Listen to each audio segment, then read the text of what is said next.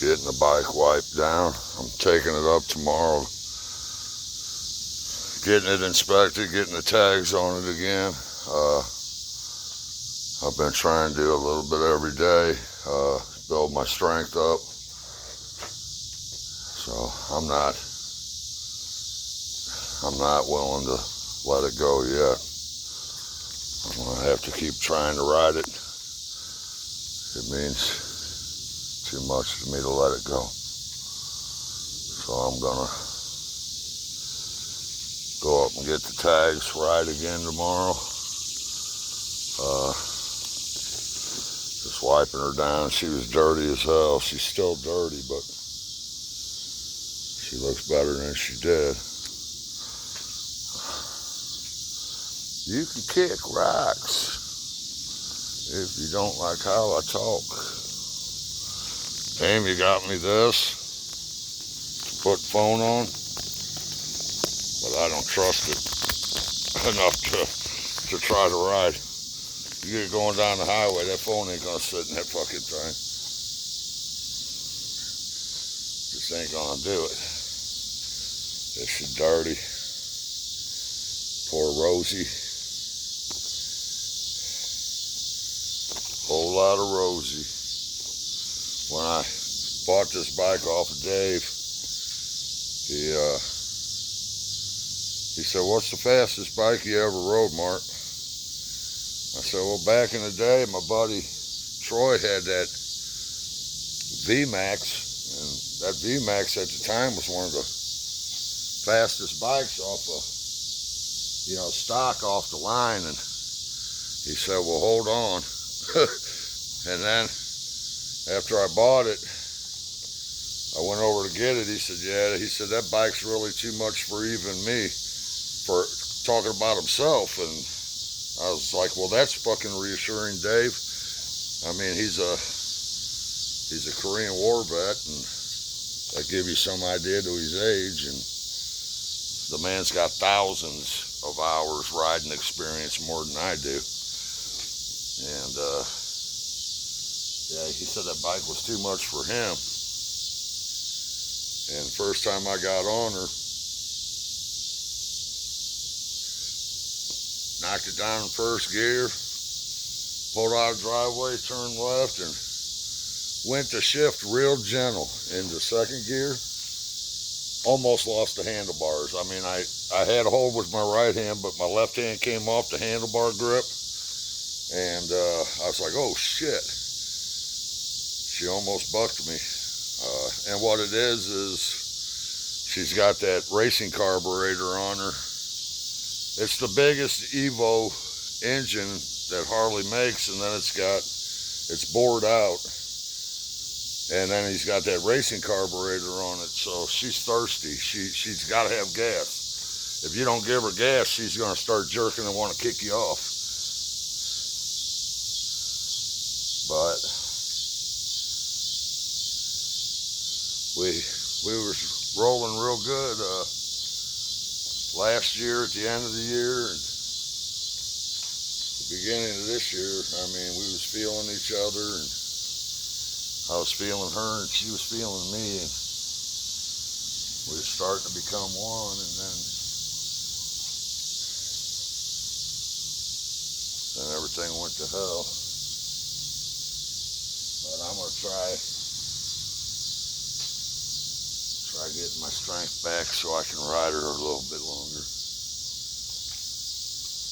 And I always told Amy, if I go, I either want to go riding the bike or riding her.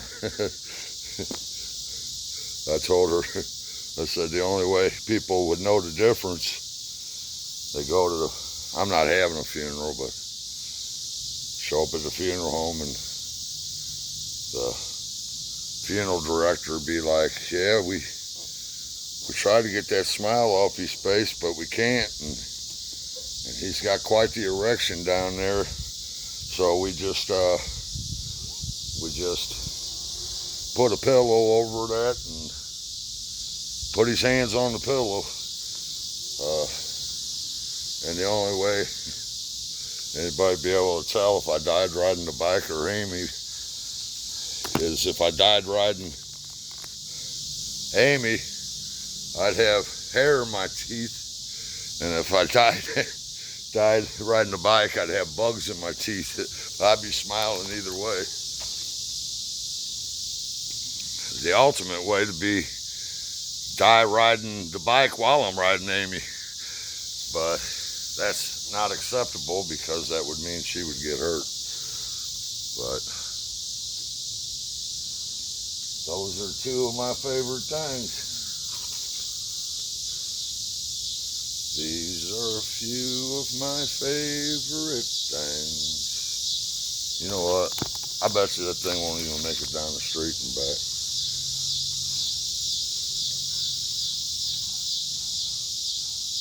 I mean, God bless her for getting it for me. You know, she was thinking of me, but I was like, baby, you get going 80 miles per hour on the highway, you know, and the way these bikes shake, that damn thing ain't gonna stay on there.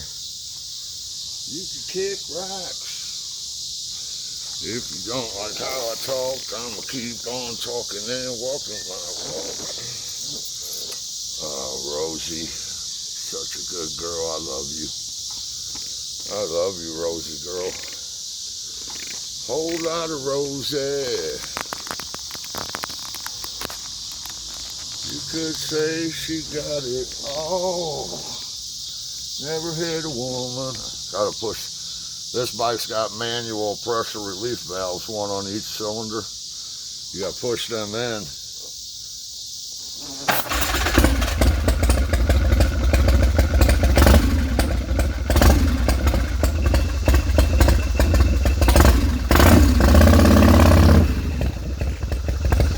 I don't think it'll make it down the damn street, but we'll see.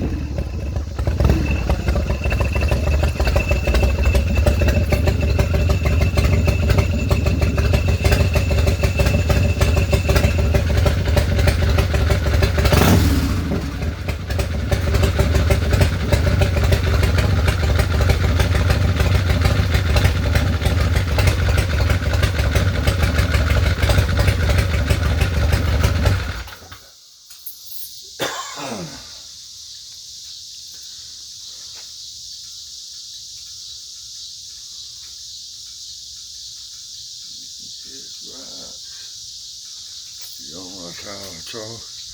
Check it out, Rocky Strong. Rocky Strong. And I got my hard intentions. Mitch Smiley. Think about you guys all the time. Well, I'm gonna hop off here. Amy went up to get some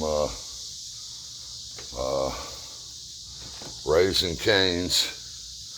So I'm gonna, oh shit, I didn't even put my sunglasses down.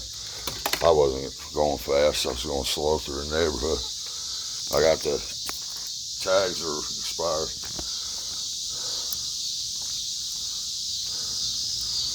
I built that black rail right there. That black rail for Joseph. He kept falling down. It gave him something to hold on to. He was a good guy. I miss Joseph. That man was born in that house. You can kick rocks if you don't like how I talk. Keep on talking and walking my walk. Yeah, I was just thinking tomorrow I ain't gonna be able to go up. I think they're closed on Sunday. I'll take it in Monday and get it tagged. I need, if I ever need it to ride, it's now. I just don't want nothing to happen to the bike. Something happens to me, it happens, but I don't want to. It'll be bad if I go down on that bike because I'm on them blood thinners, but me and Amy talked about it, and she said, you can't quit riding. It means so much to you, and I love her for that. If she'd have asked me not to ride no more, I'd have quit for her.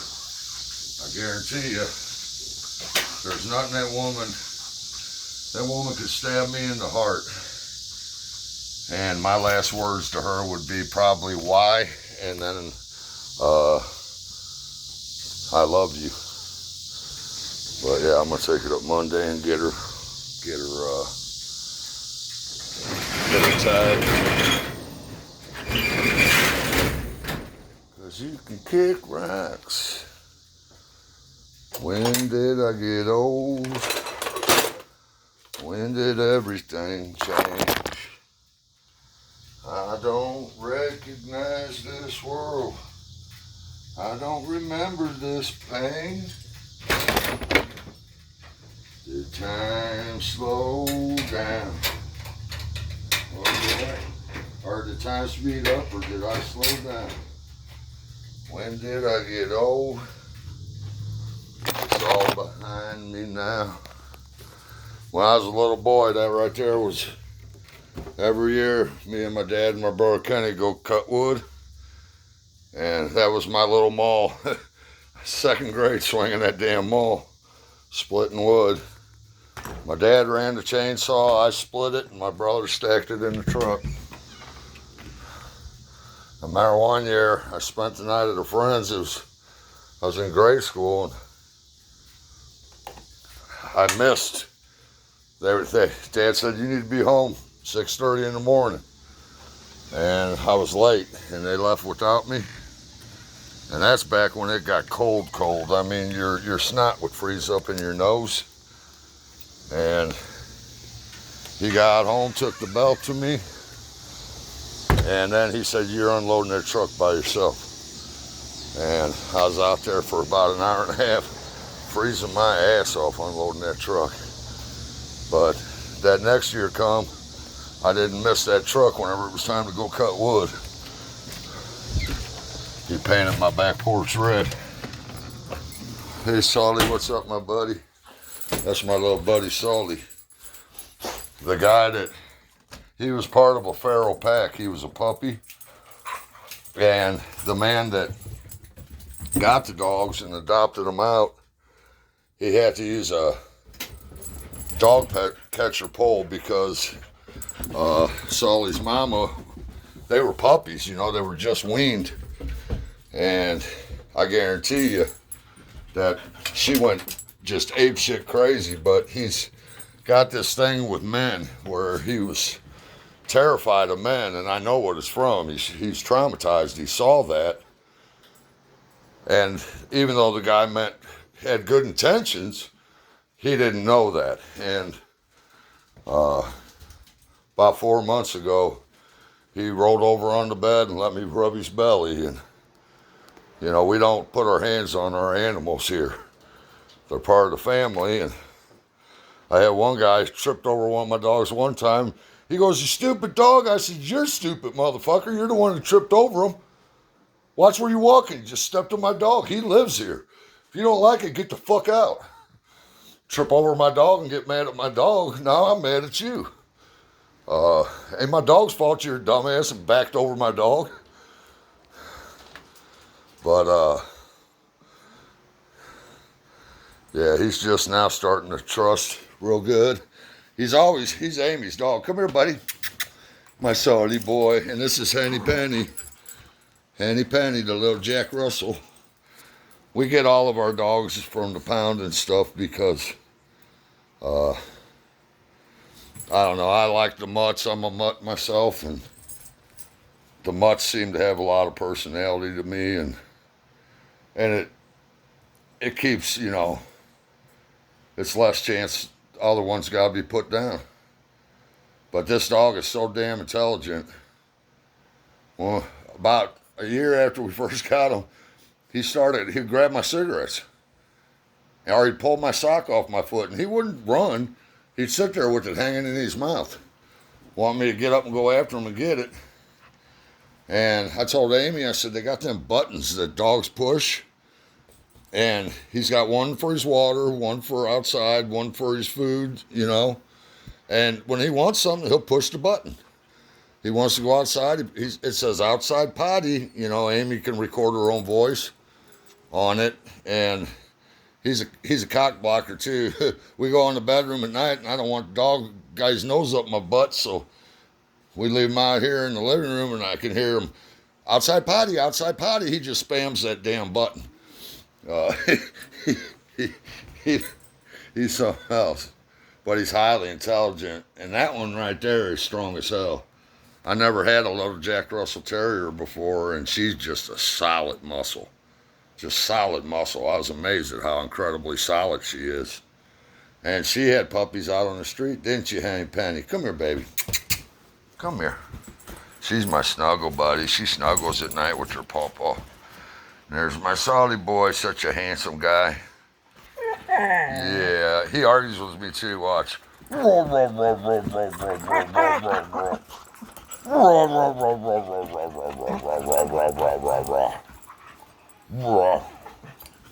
Mama? Is Mama home? Look, he'll go look out the window. And you know what he loves watching? There's this Alpha and Omega show on TV. It's a cartoon series with these wolves. And he'll sit there and just watch that television. And like when they're getting chased by a bear, he'll get up and start barking at the TV. And he's just like a kid. Well, we love our fur babies. Human beings can learn a lot from dogs and cats and stuff.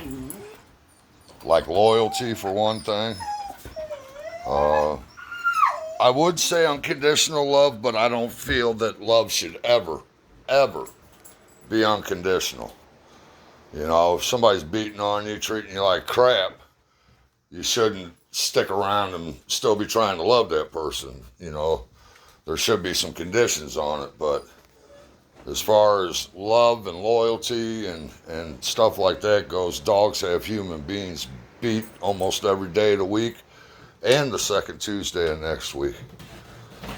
Well, I'm going to get off here, get in the shower. I'm all sweaty now. That St. Louis humidity. I'll tell you, I go out to visit my daughter out in Arizona, my grandbabies. I get halfway through New Mexico, and it's like somebody's taking a towel off my mouth and nose.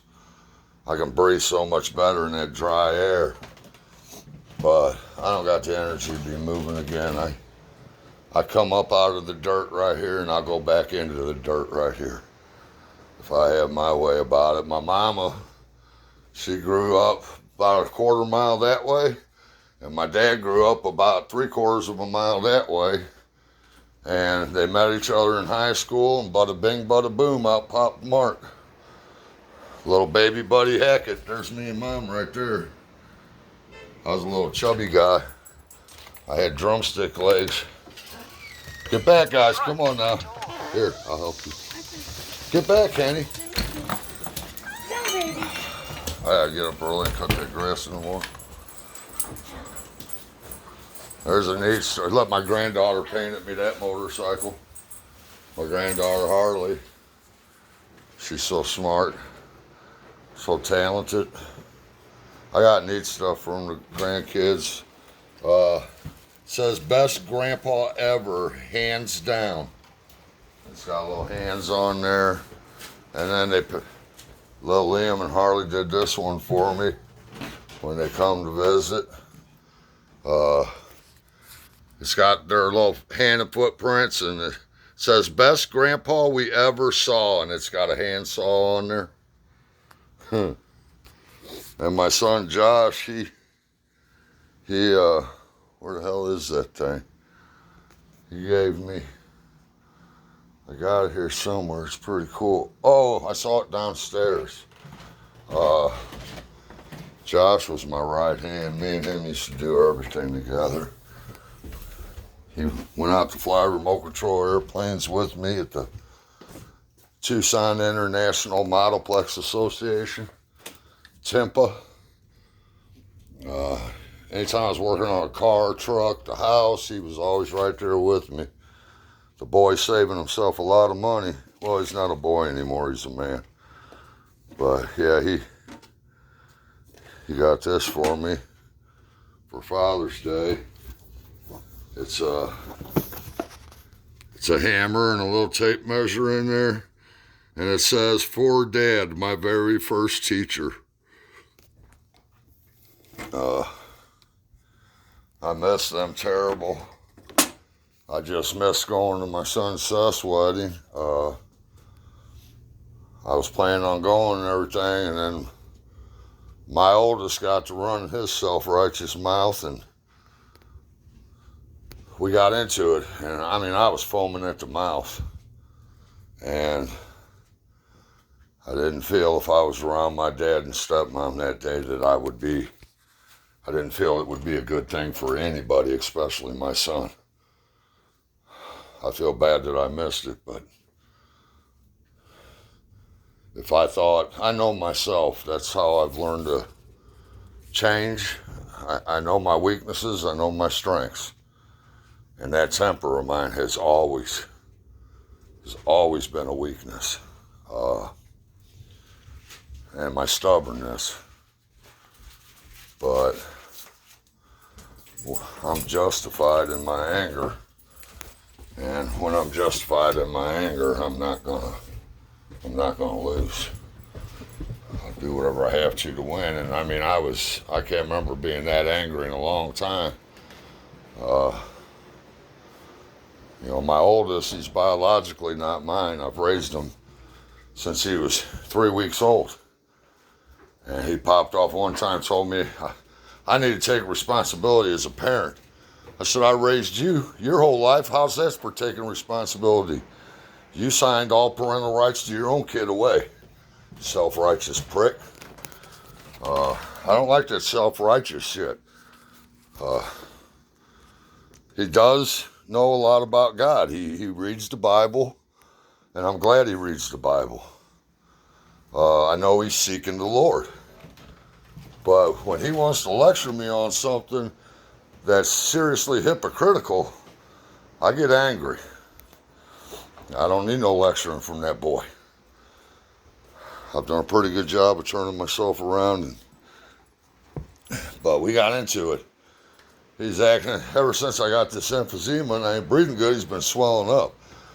But me and Amy was kind of arguing a little bit, and he started running his mouth. And this is the boy that at 18 years old tried to punch my wife in the face. He would have too if I wouldn't have pushed him. And he bounced off that counter, and then he started swinging wild on me. Hit me once in the jaw, and I went down like Jake LaMotta, down low, and I had my head going, and I seen his ribs open, so I hooked him in the ribs, and I don't know what he was thinking, but he grabbed, with both hands, grabbed his ribs, and I come up and dotted his forehead, and he went down. And I told him, I said, get up. And he said, no, I'm not getting up. And I said, well, this is when the beating would start. And then I went and I called my father, and I was crying because I had to hit my own son. But when your son is taking a punch at your wife, you got two choices. You can let him hit her and take dominance over your household, or you can put him on his ass. It wasn't what I wanted to do, it's what I had to do. Because if I wanted to, I could have hit him out the gate and got a free shot on that chin, but I didn't. I pushed him. And he was mid-swing when I pushed him. If I would not have pushed him, he would have punched my wife. And he bounced off the counter and started swinging wild. And at that point, I had no choice. And I did. I cried because I punched my son in the head. He had a big old goose egg popped up on his head. And I had to leave the house. My adrenaline was going so bad. But now since I can't breathe, all of a sudden he wants to get brave with me, and that pisses me off too. Because this old man will still surprise him. I don't got to be able to breathe. I know a few tricks. All them nights fighting in them bars my whole life. I know a lot of tricks. That will end shit quickly, and I won't have to worry about breathing. And I don't have to, it ain't nothing that'll kill him, but he'll be hurting bad enough he'll wish he's dead. But that's why I didn't make the wedding. I mean, I felt terrible that I missed my son's wedding. It really hurts me. I didn't get invited to the bachelor thing. If nothing else, I could have been designated driver. But then I found out Nathan planned all that too, you know. So I don't know. I still love him, but I can't get along with that boy. Well, that man. He's a man now. I did my job. I finished what I started. I had a guy on YouTube one time tell me I was a damn fool for raising somebody else's kid. And I said, I bond with that boy, you know, and he was calling me dad. And when me and his mom broke up, I didn't want to say, hey kid, me and your mom ain't together no more, see ya. I finished what I started. And I still love him. I can't get along with him with that self-righteous bullshit. And he's gonna poke me. He's the one that used to tell his younger brothers, don't poke the bear. Now he wants to start poking when I can't breathe. It's like my buddy Johnny Goodman. Bobby got hit with a mug of beer in a bar fight and had stitches all over in his face. And Johnny, they got an argument and Johnny wants to fight him. And I just, I lit Johnny up, man. He was swaying. I hit him so hard, so fast, so often, he thought he was surrounded. And then Bobby come down low and come up with an uppercut and lifted him about 1.5 feet off the ground, and he was unconscious. And when he woke up, I said, what the fuck's wrong with you? You gonna call a brother out? You never called a brother out before, but now he's got all these stitches in his face, you wanna fight him? That's a brother, man. You don't do that to a brother. Let him heal up and then fight. So you don't put your hands on a brother when he's got all them stitches in his face, you jackass.